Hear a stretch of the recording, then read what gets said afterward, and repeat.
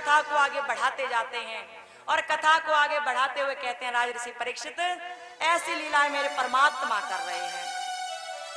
एक बार की बात थी, एक बार पता है क्या हुआ था कि इंद्र को बड़ा अभिमान था अपने ऊपर कि हर कोई मेरी पूजा करता, मुझसे बड़ा देव कोई नहीं। इंद्र को बड़ा अभिमान था और इसी अभिमान के वशीभूत होकर वो चाहे जिसका अपमान कर दिया करता था। तभी एक बार ऐसा हुआ कि कार्तिक मास की कृष्ण पक्ष की 14 थी और जब कार्तिक मास की कृष्ण पक्ष की 14 आई तो भगवान कृष्ण ने देखा कि अनेकों प्रकार के ब्रज के लोग, ग्वाल वाले, गोपियां सब सुंदर सुंदर वस्त्र पहन पहन कर कहीं चले जा रहे हैं, हाथ में भोजन के थाल सजा सजा कर कहीं ले जा रहे हैं।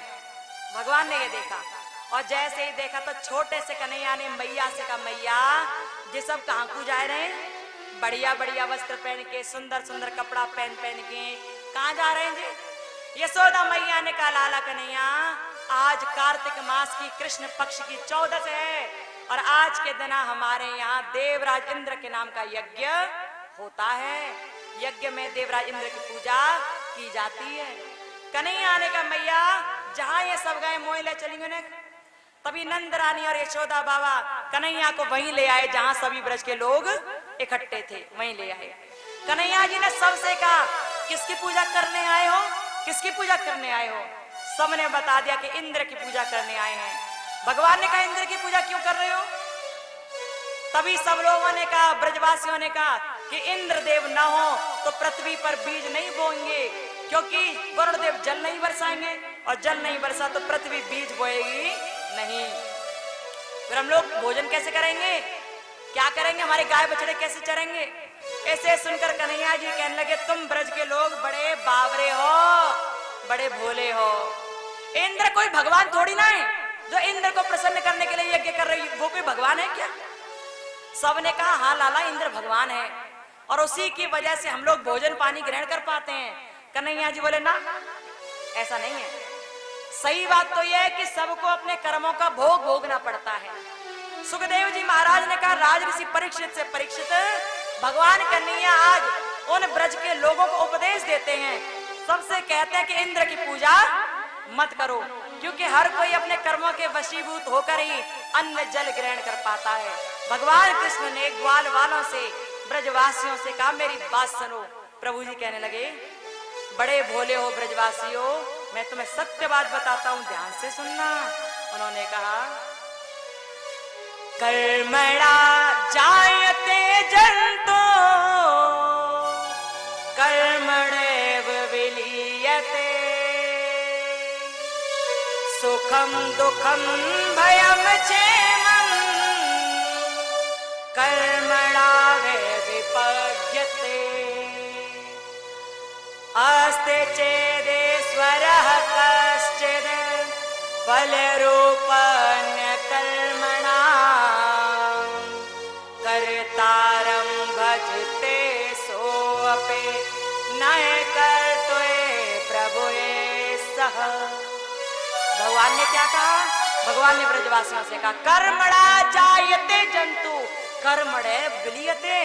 कितने बावरे हो ब्रजवासियों, तुम इंद्र को भगवान बोल रहे हो, वो कुछ नहीं करता, सब कर्मों के वशीभूत होता है।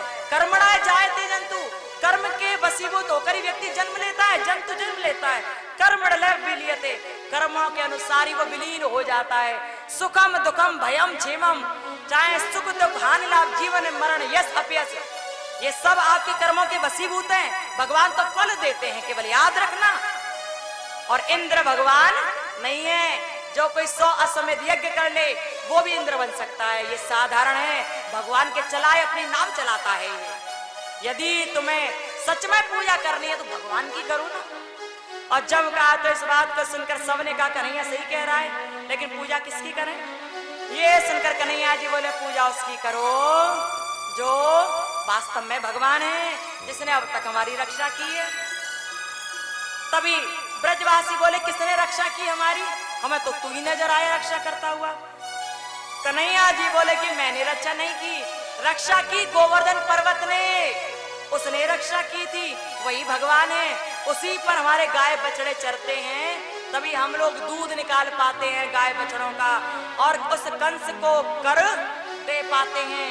यदि कंस के पास दूध दही का कर न पहुंचे तो वो हमें एक दिन में ही मार डालेगा। इसलिए गोवर्धन पर्वत की पूजा करो, जल्दी पूजा करो। जब सब ब्रजवासियों से कहा तो सब ब्रजवासी तैयार हो गए गिरिराज जी महाराज की पूजा करने के लिए। सब ब्रजवासी तैयार हुए गिरिराज जी का पूजन करने के लिए। और जब पूजन करने के लिए तैयार हुए, पूजन करने के लिए तैयार हुए गिरिराज जी का, तो हुआ क्या? सब सुंदर सुंदर वस्त्र पहने हैं, सुंदर सुंदर वस्त्र पहने हैं सभी, और मंगल गान करते हुए चले जा रहे हैं गिरिराज जी महाराज की ओर। गिरिराज जी महाराज की ओर सब चले जा रहे थे पूजन वंदन करने के लिए। बोलवा के बिहारी लाल की। गिरिराज जी महाराज की पूजा करने के लिए ब्रज के लोग चले जा रहे थे, प्रेम से कहते जा रहे थे, गिरिराज जी महाराज की जय जयकार करते जा रहे थे। बोलो गोवर्धन भगवान की जय हो। आप सब भी तालियों की सेवा देते हुए गिरिराज जी महाराज की पूजा वंदना करना। और हाँ, आप एक एक करके पूजा कर सकते हैं, एक साथ नहीं आएंगे। निवेदन, तालियों की सेवा करते हुए सभी गिरिराज जी महाराज के दर्शन करेंगे और मानसिक परिक्रमा देंगे। मानसिक परिक्रमा अर्पण करके तन मन धन, चलो रे चले सब गोवर्धन। अर्पण करके तन मन धन, चलो रे चले सब गोवर्धन। अर्पण करके तन मन धन, चलो रे चले सब गोवर्धन। अर्पण करके तन मन धन, चलो रे चले सब गोवर्धन। राधे राधे बोल के लेंगे परिक्रमा डोल के। अर्पण करके तन मन धन,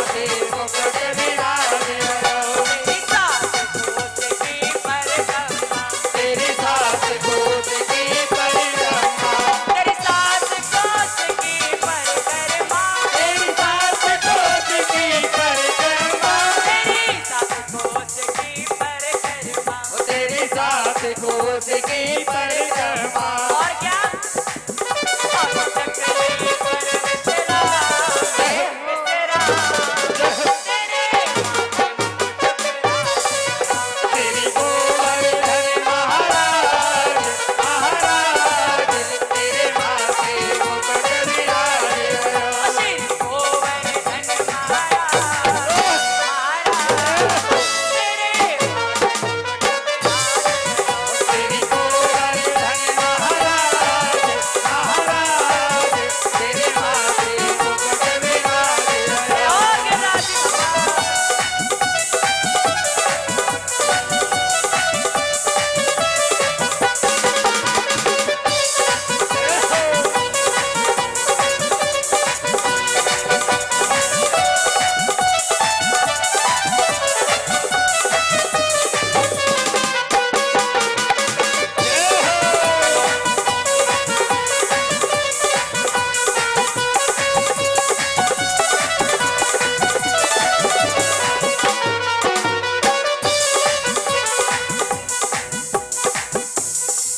तो पे पान चढ़े, तो पे फूल चढ़े, तुम पान चढ़े, तुम फूल चढ़े, पे फूल चढ़े और पान चढ़े, चढ़े और पान चढ़े। तो पे पान चढ़े और फूल चढ़े, तुम पान चढ़े और फूल चढ़े, तो पे फूल चढ़े और पान चढ़े, तुम फूल चढ़े और पान चढ़े, तो पे पान चढ़े और फूल चढ़े। तुम पान चढ़े और फूल चढ़े।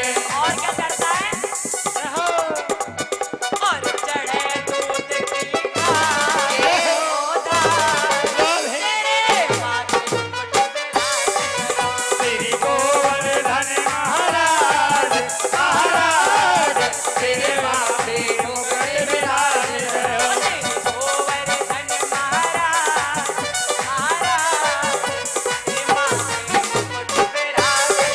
श्री गोवर्धन महाराज, महाराज तेरे माथे मुकुट विराजे। एक बार सुने, दोनों हाथ ऊपर करके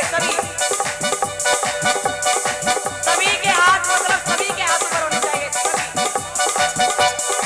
और श्री गोवर्धन महाराज, महाराज तेरे माथे मुकुट विराजे।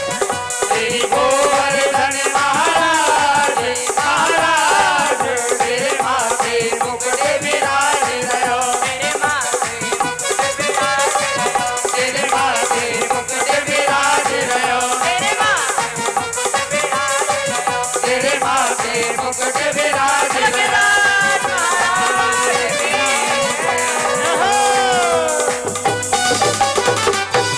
बोलो गोवर्धन भगवान की। जय हो। सुंदर तरह से सभी ब्रजवासियों ने पूजा अर्चना की गिरिराज जी महाराज की। जब पूजा कर ली तो देवराज इंद्र को पता चला, नारद जी ने बता दिया कि आजकल पत्थर पहाड़ों का पूजा जा रहा है, देवताओं को कोई दो कौड़ी का नहीं पूछ रहा। और जब कह दिया, इंद्र नाराज हो गया। इंद्र ने सम्यक मेघ से कह दिया, जाओ जाकर के गर्जना करो, इतनी जोर की आवाज करो पृथ्वी की परत पलट जाए। मेघ आवाज करने लगे, वरुण देव को बुलाया, कहा इतना पानी बरसाओ कि ये पृथ्वी, ये ब्रजमंडल डूब जाए, जाओ।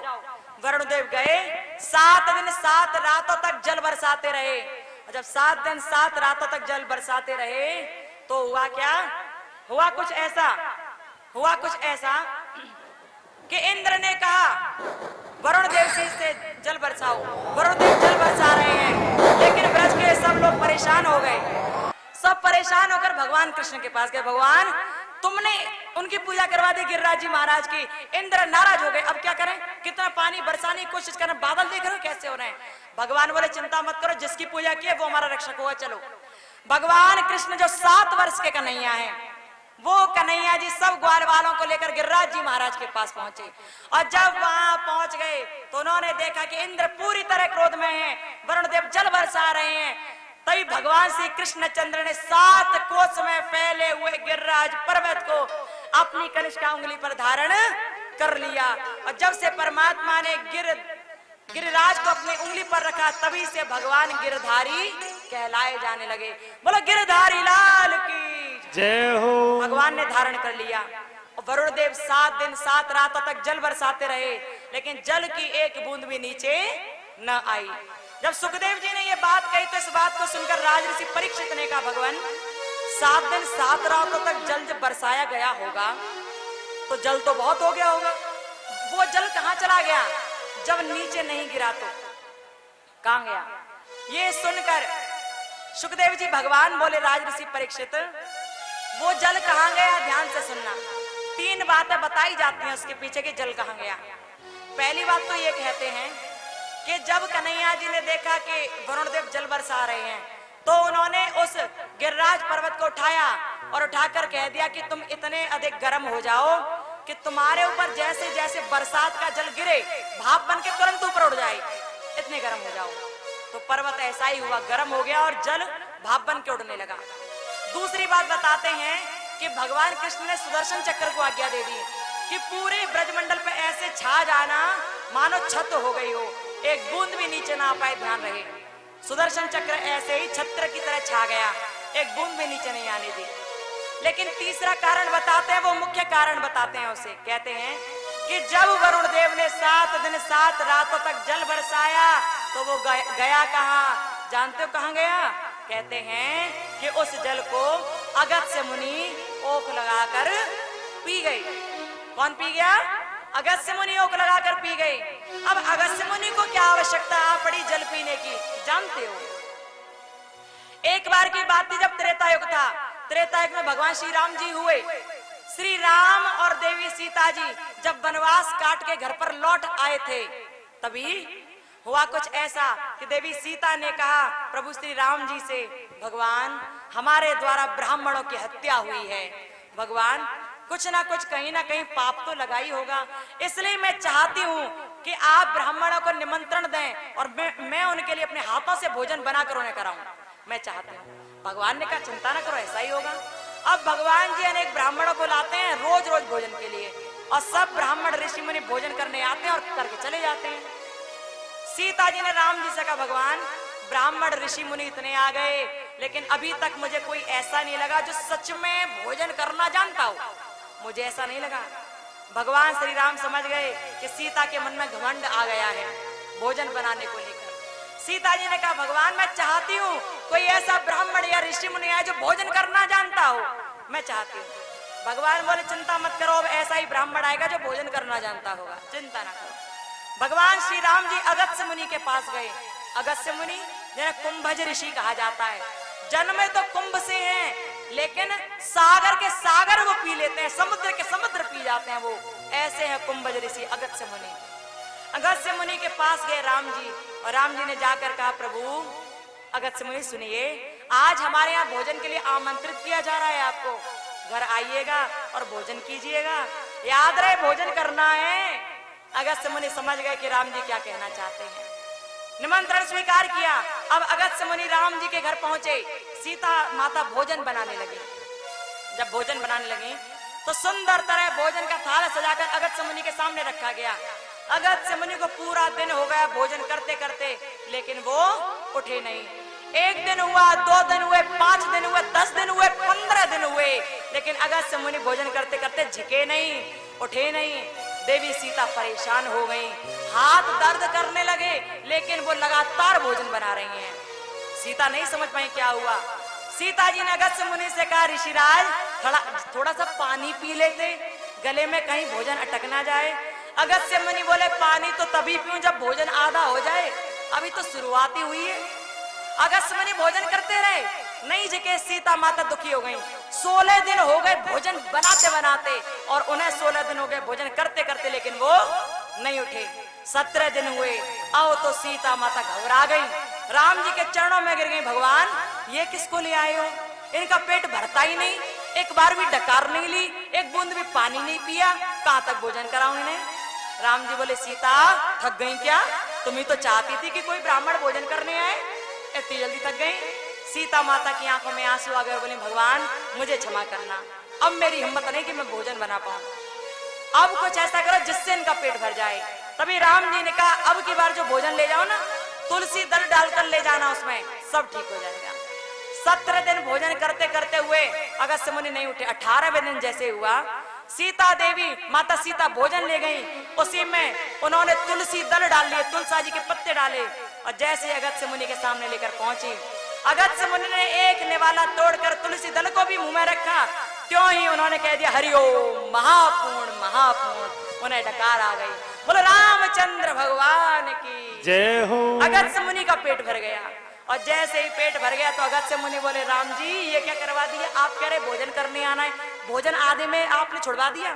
राम जी बोले बस इतना ही काफी है, पेट भर गया बहुत है। अगस्त्य मुनि ने कहा पानी तो पिला दो, पानी तो पी लो।